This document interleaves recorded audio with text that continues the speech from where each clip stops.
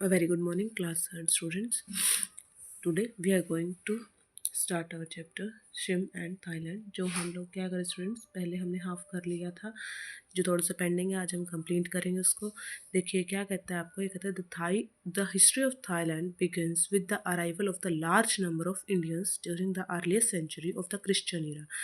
ये क्या कहता है, हमारी जो थाईलैंड की हिस्ट्री थी, इतिहास था, वो कब शुरू हुआ? वो शुरू तब हुआ जब हमारे भारत के बहुत सारे लोग क्रिश्चियन ईरा के टाइम पे, यानी कि जब लोग भगवान क्रिश्चियन का क्या कर रहे थे, प्रसार कर रहे थे, यानी कि लोग उनकी ओर अट्रैक्ट हो रहे थे, उस समय उनसे अट्रैक्ट होके वहाँ पे आ गए, हमारे थाईलैंड में आ गए, तब हमारा क्या हिस्ट्री ऑफ थाईलैंड शुरू हुआ।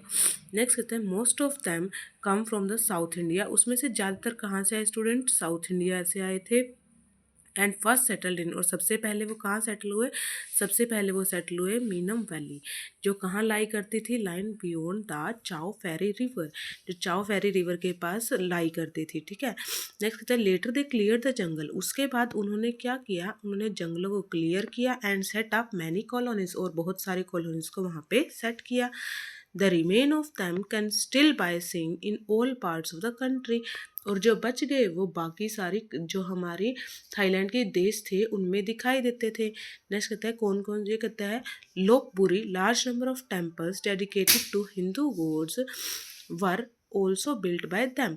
ये कहता है जो लोकपुरी है ना, वहाँ पे जो हिंदू है, यानी कि हम हिंदू लोग हैं, उनके भगवानों के मंदिर बहुत सारे दिखाई देते हैं, जो किन के द्वारा बनाए गए थे? जो लोग हमारे इंडिया से गए हुए थे ना, उनके द्वारा बनाए गए थे। ठीक है। नेक्स्ट कहते हैं the Indian impact on language, यानी कि भारत का वहाँ पे क्या पड़ा? भाषा का ही प्रभाव पड़ा स्टूडेंट्स। कल्चर, हमारी संस्कृति का ही प्रभाव पड़ा। म्यूज़िक, हमारे म्यूज़िक का, फाइन आर्ट का, और साथ के साथ हमारे रिलीजन, हमारे धर्मों का भी इफेक्ट पड़ा। ओके। नेक्स्ट कहता है आपको this is also clearly visible Buddhism national religion of the country. ये कहता है अब ये क्या होने लगा स्टूडेंट्स, अब ये साफ साफ दिखने लगा कि वहाँ का जो धर्म है वो कौन सा है? वो बुद्धिज़्म है। Was introduced here by the preachers from Indian. ये कहता है ये किन के द्वारा दर्शाया गया? ये हमारे जो हिंदुओं के पंडित थे, प्रिस्चर्स बोल सकते हैं, जो धर्म को मानने वाले थे, उनके द्वारा दर्शाया गया। Okay students. नेक्स्ट कहते हैं king of Thailand, the kings of Thailand have been known as Rama 1, Rama 2 and Rama 3 and so on. ये कहते हैं जो थाईलैंड के राजा थे ना, किसके नाम से? वो रामा 1, रामा 2, रामा 3 और इन ऐसे ही नामों से क्या होते थे स्टूडेंट्स? बनते थे, यानी कि दर्शाए जाते थे लोगों को।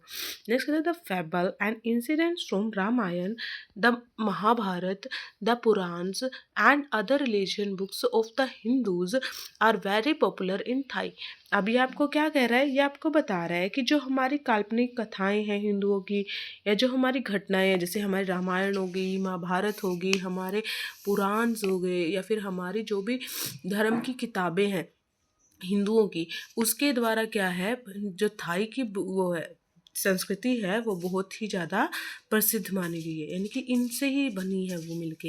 नेक्स्ट कहता है इवन देयर सेरेमनीज, यहाँ तक कि जो वो सेरेमनीज सेलिब्रेट करते हैं, जैसे कि किसी का भी जन्म होने की होगी, किसी की मैरिज की होगी, यहाँ तक कि किसी की डेथ की होगी, ये भी बिल्कुल किस तरह की हमारे हिंदुओं जैसे ही दिखाई जाती है।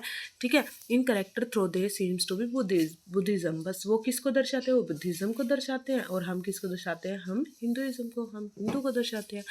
नेक्स्ट आपको बोलता है politics is not a popular subject with the thighs. ये कहते हैं जो पॉलिटिक्स है, जो राजनीति है, वो थाइस के लिए क्या है? बिल्कुल ही प्रसिद्ध सब्जेक्ट नहीं है। कैसे?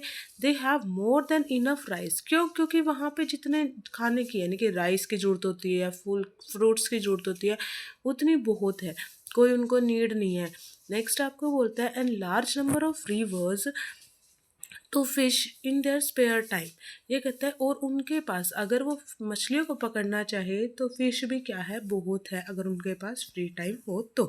ठीक है। नेक्स्ट कहता है people of Thai are without doubt intelligent and diligent, honest and frank, simple by understanding.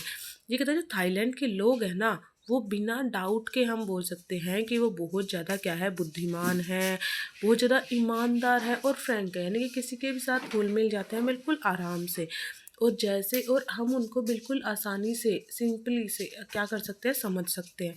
Next कहता है about all these they are mere and care free. ये कहता है इनके बावजूद वो सब क्या है, वो बिल्कुल कैसे केयर फ्री रहते हैं, यानी कि बिना चिंता के, बिना, बहुत ही खूबसूरत देश है, बहुत ही खूबसूरत लोग हैं और बहुत ही चिंता फ्री लोग हैं। ओके स्टूडेंट्स, बस यहाँ हमारा चैप्टर एंड होता है। आई होप कि आपको वीडियो पसंद आई होगी, तो वीडियो को लाइक करें, चैनल को सब्सक्राइब करें और वीडियो को शेयर करना ना भूलें। Okay, thank you and have a nice day.